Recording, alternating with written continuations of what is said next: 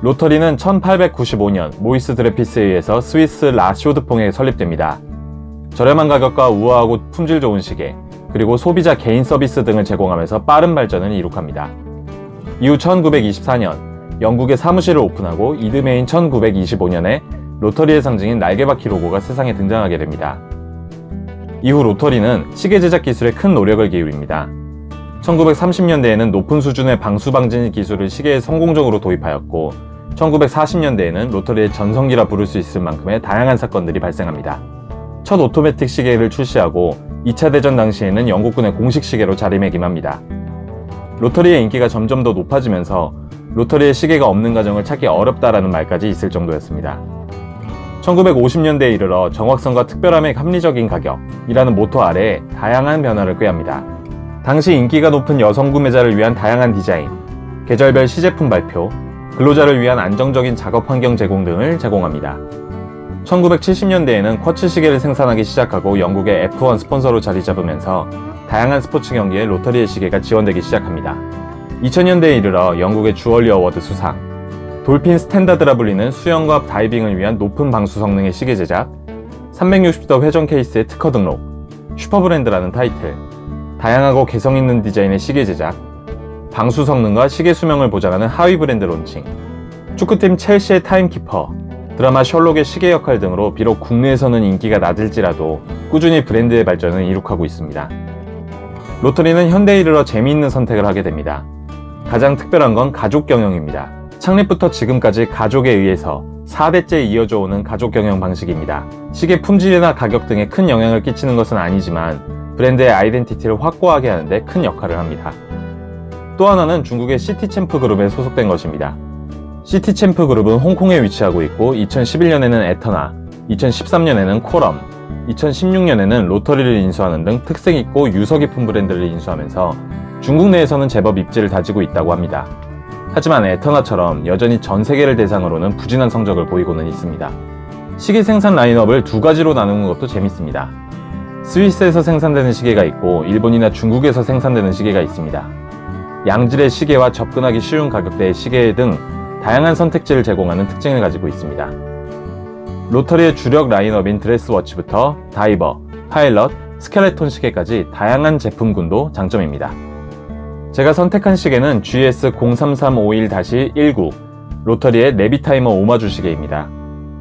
로터리의 파일럿 워치에는 다양한 디자인 선택 사항이 있습니다.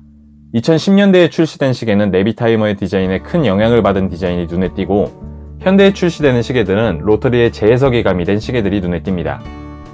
저는 네비타이머 디자인의 충실도가 높은 오마주 시계를 찾고 있었고 이 시계의 디자인과 완성도가 높다면 로터리의 스위스 메이드 시계나 최근의 파일럿 워치를 더 구매하고 싶었습니다. 하지만 저는 약간 부정적인 이유로 다른 시계들이 궁금해지기 시작했습니다. 지금부터 그 이유들을 살펴보도록 하겠습니다.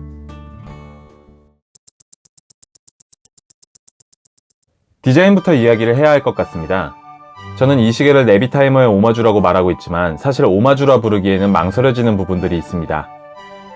이 시계는 파일럿 워치고 파일럿 워치에 필요한 요소들, 예를 들면 서브 다이얼이나 베젤, 다이얼 가장자리에 있는 다양한 수치 등을 배치하다 보면 자연스럽게 이런 디자인이 탄생하지 않을까 싶습니다. 디자인보다는 기능들에 초점을 맞췄다는 느낌이죠.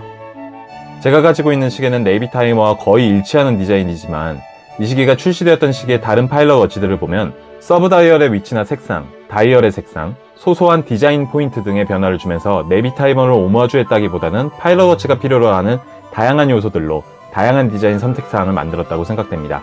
이 시계의 사이즈는 케이스 사이즈 43mm, 러그 투 러그 50mm, 러그는 22mm, 두께는 12mm입니다. 다소 크다고 느껴질 수 있는 사이즈지만 다이얼과 베젤의 디자인이 복잡하고 서브 다이얼, 베젤의 톱니바퀴 장식 등으로 인해서 일반적인 43mm 시계보다는 조금 작다고 느껴집니다. 케이스의 측면을 보시면 베젤부가 좁고 케이스면이 넓어서 같은 사이즈의 다이버 시계에 비해서 약간 두껍다는 느낌도 줍니다. 다니엘 웰링턴의 시계와 비교하면 이런 느낌, 일반적인 40mm 다이버 시계와 비교하면 이런 느낌입니다. 러그 디자인은 특별하지는 않습니다. 보편적인 모양을 갖추고 있고 다만 시계의 두께가 조금 있다고 느껴지는 편이라서 러그도 약간 두툼합니다. 케이스는 전면부는 사틴 브러쉬, 측면은 폴리싱 처리가 되어 있습니다. 특별히 고급스럽다거나 마감이 훌륭하다는 느낌은 들지 않습니다. 오히려 약간 투박하다는 느낌을 받는데 조금 더 남성적이라는 느낌이 듭니다. 케이스의 마감은 전반적으로 무난합니다. 마감이 튀거나 날카로운 면은 없습니다. 베젤은 약간 날카로운 톱니바퀴 형태입니다.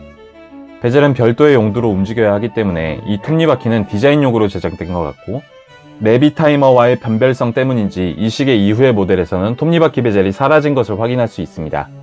유리는 평평한 미네랄 글라스가 사용되었습니다. 시계의 단가를 높이지 않고 쿼츠 시계의 가벼움을 더 증가시킬 수 있어서 마음에 듭니다. 코팅에 대한 언급은 없지만 다른 시계에 비교해보면 이 정도로 보여집니다. 시계를 풀어놓고 측면에서 보면 약간 뿌옇다라는 느낌이 드는데 사진이나 영상으로도 느껴지지 않을 미세한 느낌이라서 크게 신경 쓰이지 않습니다. 시계의 케이스백은 쿼츠 무브먼트가 사용되는 시계니만큼 닫혀 있습니다. 이런 케이스백을 스크류 케이스백이라 부르는데 보통은 높은 방수 성능을 자랑하는 쿼츠 시계나 다이버 시계 등에 사용됩니다. 로터리가 강조하는 것 중 하나가 방수 성능인데 이 시계는 50ATM의 방수 성능을 보여줍니다. 케이스백의 가운데에는 로터리의 로고가 있고 테두리에는 시계의 스펙 등이 표기되어 있습니다. 다이얼은 매트한 블랙 색상입니다. 12시 방향에는 로터리의 로고가, 3시, 6시, 9시에는 크로노그래프 서브 다이얼이, 4시와 5시 방향에는 날짜창이 있습니다. 다이얼의 가장자리에는 파일럿 시계에 필요한 각종 수치들과 정보 등이 프린팅되어 있습니다. 서브 다이얼은 광이 나는 은색입니다. 내비 타이머는 흰색인데 반해서 은색의 서브 다이얼은 조금 더 나이 든 시계 같다는 느낌이 듭니다. 서브 다이얼 등에는 작은 원들이 반복적으로 사용된 나사식 마감 처리가 되어 있습니다. 그래서 빛을 받으면 예쁘게 반짝입니다. 그 위에 숫자들을 프린팅해 놨습니다. 그래서 숫자들의 프린팅 수준이 썩 좋지는 않습니다. 6시 방향에 있는 서브 다이얼의 핸즈도 정렬이 약간 삐뚤어져 있는 것이 아쉽습니다. 핸즈는 야광 도료가 발라진 검 형태입니다. 초침에는 야광이 없는 대신 핸즈들의 마감이나 디자인이 평범하다는 느낌이 듭니다. 인덱스가 특이합니다. 3시와 9시 마커는 서브 다이얼 때문에 없어졌고 2시, 10시, 5시의 경우는 일부분 잘려 있습니다. 독특하다는 느낌을 주지만 시인성이 좋다거나 디자인이 예쁘다라는 말은 나오지 않습니다. 그리고 분을 표시하는 인덱스의 전체가 같은 길이기 때문에 5분 단위로 혹은 분 단위로 끊어있기가 상당히 불편합니다. 야광은 인덱스와 핸즈에만 적용되어 있고 뛰어나다고도 말할 수 없습니다. 밤에 확인하려 해도 마커들이 잘려 있거나 없기도 해서 저는 야광이 있으나 마나 잘 사용하겠다는 생각이 들지 않습니다. 4시 반 방향에 날짜창이 있고 날짜창 디테일도 잘 표현되어 있습니다. 저는 날짜창을 잘 사용해서 꼭 있는 것을 좋아하지만 디자인으로 생각해보면 안 그래도 복잡한 디자인을 더 강조시키는 것 같다는 생각이 듭니다. 일반적인 시계에 비해서 용두가 많은 편입니다. 용두 디자인의 마감이나 사용감이 썩 좋은 편도 아닙니다. 2시, 4시 방향 용두는 서브 다이얼을 작동할 때 사용합니다. 2시 방향의 용두를 눌러서 크로노그래프를 작동시키고 정지시킵니다. 6시 방향의 크로노그래프는 초, 9시 방향은 분, 3시 방향은 24시간을 구분합니다. 이 서브 다이얼은 1시간 이상의 시간 기록은 할 수 없습니다. 4시 방향의 용도로 리셋 시킬 수 있습니다. 크로노그래프의 기능을 중지시켰을 때 누르면 리셋이 되지만 작동 중에 누르면 일시정지 기능을 사용할 수 있습니다. 이 용도들은 버튼식이라서 톱니의 마감이 뭉툭하다는 느낌이 들고 버튼을 누르는 감도 썩 좋지는 않습니다. 저는 스프링 없는 볼펜을 누르는 것 같은 느낌이 듭니다. 10시 방향 용도는 베젤 회전용 용도입니다. 이런 디자인의 파일럿 시계는 베젤과 다이얼 수치들이 같이 사용해서 각종 계산들을 할 수가 있습니다. 잘 활용하면 곱셈과 나눗셈, 운행거리에 따른 연료의 잔량 등을 체크할 수 있고 마일과 킬로미터 등의 환산 기능을 할 수 있다고는 합니다. 저도 설명서나 인터넷 정보를 보고 따라해 본 적이 있는데 곱셈 정도만 간신히 따라할 수 있었고 나머지는 사용하기도 불편하고 정확성도 의심이 들었습니다. 사실상은 디자인용이라 생각됩니다. 3시 방향 용도는 약간 날카로운 느낌이 듭니다. 한 번 뽑는 것은 고스트 포지션이라서 회전시켜도 아무 기능이 없고 2번 뽑으면 날짜를 변경할 수 있습니다. 3번째 단계에서는 해킹 기능이 작동하고 시간을 변경할 수 있습니다. 이 2번째와 3번째 단계의 구분이 명확하지가 않기 때문에 잘못 위치해 놓으면 시분침과 날짜창이 동시에 변하거나 시간을 조정하는데 날짜 단계로 넘어가기도 합니다. 쿼츠 시계라서 사실 용도 사용이 잦지는 않으니까 크게 신경 쓰이지는 않으면서도 아쉬운 부분입니다. 용두심은 단단하고 흔들림도 거의 없는 편입니다. 용두 액션은 시원시원한 편이고요. 저는 용두의 마감에 제법 불만이 있는데 용두 사용감이나 마감이 아쉽고 특히 10시 방향의 용도는 이해할 수가 없습니다. 이 용두식 회전 베젤은 사용하기 너무 불편합니다. 파일럿 시계의 베젤은 계산을 위한 베젤입니다. 잠수 시간 측정 등처럼 베젤이 항상 꽉 잠겨 있어야 되는 것이 아니죠. 신속하게 계산하기 위해서는 이 베젤의 움직임도 쉽고 빨라야 하는데 이런 용두식 베젤은 방해 요소가 됩니다. 그렇다고 움직임이 안정적이거나 시원시원한 것도 아니고요. 또 손목에 차고 있을 때는 10시 방향의 용두가 있어서 잡는 것조차도 불편합니다. 돌리기도 어렵고요. 홈페이지에 볼 수 있는 로터리의 최근 파일럿 시계에도 똑같이 10시 방향의 베젤용 용두가 있습니다. 디자인에 큰 영향을 주는 것도 아닌데 이게 무슨 생각으로 이렇게 위치하고 있는지 이해할 수가 없습니다.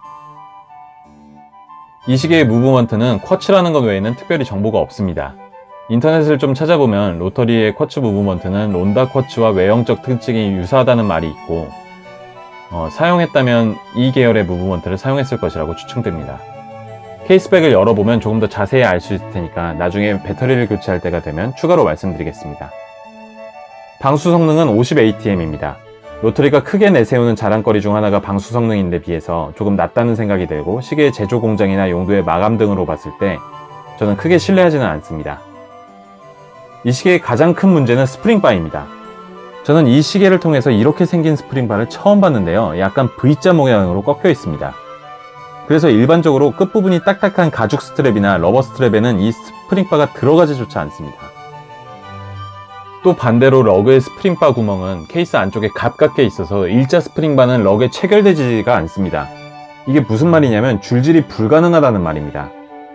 게다가 인터넷에 검색해보면 이런 모양의 스프링바는 팔지도 않아서 혹시 부러지거나 고장나면 교체하기가 어렵습니다. 기본으로 제공되는 브라운 가죽줄은 품질도 좋지 않고 디자인과 맞는다는 생각이 들지 않아서 사자마자 교체용 줄을 샀었는데 이게 교체가 어려워서 저는 나토 스트랩을 억지로 끼워 넣어서 사용하고 있습니다. 이것도 억지로 우겨 넣은 거라서 완전 고정되어 있어서 어찌됐든 줄질이 상당히 어렵습니다. 이런 디자인의 시계는 줄질하는 맛이 나는 디자인인데 이게 불가능해서 굉장히 큰 불만입니다. 이런 것들을 생각해보면 용두나 스프링바 등 여러가지로 디테일에 이해할 수 없는 부분들이 많습니다. 그나마 다행인 건 가격입니다. 이 제품과 같은 시기에 출시한 시계들은 현재 공식 홈페이지에는 등재되어 있지 않고 아마존이나 이베이 등에서 구매할 수 있습니다. 저는 영국 아마존에서 구매했고 당시에는 106파운드였습니다. 여기에 배송비와 디파짓을 포함해서 205파운드였습니다. 관부가세가 붙지 않는 금액이라서 실질적으로 118파운드, 오늘 시세로 17만원 정도에 구매했습니다. 출시된 지 10년 정도 지났고 스프링바라는 치명적인 단점이 있어서 17만원이라는 금액이 좀 크다고도 생각이 되지만 이렇게 내비 타이머 디자인에 충실한 시계가 흔치 않기도 하고 로터리라는 배경을 생각해서 구매 당시에는 만족감을 느끼려고 노력했습니다. 제가 구매한 링크는 품절 상태고 현재는 이베이에서 110달러에 구매할 수 있습니다. 현재 한화로는 13만원 정도입니다. 구매 정보는 영상 설명란에 적어두겠습니다. 이 정도 가격이면 납득할 수 있지 않을까라는 생각도 듭니다. 실질적으로 베젤 용도는 잘 사용하지 않을 테고 다른 용도들은 기능 자체로는 정상적으로 작동하니까요.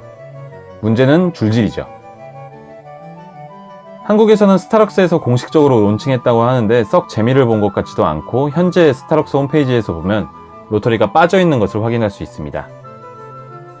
로터리는 긴 역사와 영국시계라는 상징성, 기술이나 경영 방식 등 여러가지 개성있는 특이점들 때문에 브랜드 자체는 재미있는 점들이 많습니다. 하지만 이 시계는 몇 가지의 나토 밴드나 기본 가죽 스트랩만으로도 충분히 만족감을 느낄 수 있는 분들, 혹은 내비 타이머의 디자인을 저렴하게 경험해보고 싶은 분들께만 추천할 수 있겠습니다. 앞서 언급했었던 용두의 디테일과 줄질의 어려움 등은 가장 큰 단점이라고 생각됩니다. 저는 대부분의 시계에 큰 만족을 느끼는 편이라서 이 단점들도 재미라고 느끼고 사용하고는 있습니다. 완성도나 디테일 등이 부족하긴 하지만 가격을 생각해보면 이해할 수 있기도 하고 긴 역사와 자부심에 비해서 아쉽다는 생각도 듭니다. 저는 이런 이유들 때문에 로터리의 스위스 메이드 시계들을 하나 더 경험해보고 싶어졌습니다. 여러분의 의견은 어떠신지요? 저는 여러분들의 댓글을 기다리고 있습니다. 많은 댓글과 구독 부탁드립니다. 모던 와치스였습니다. 감사합니다.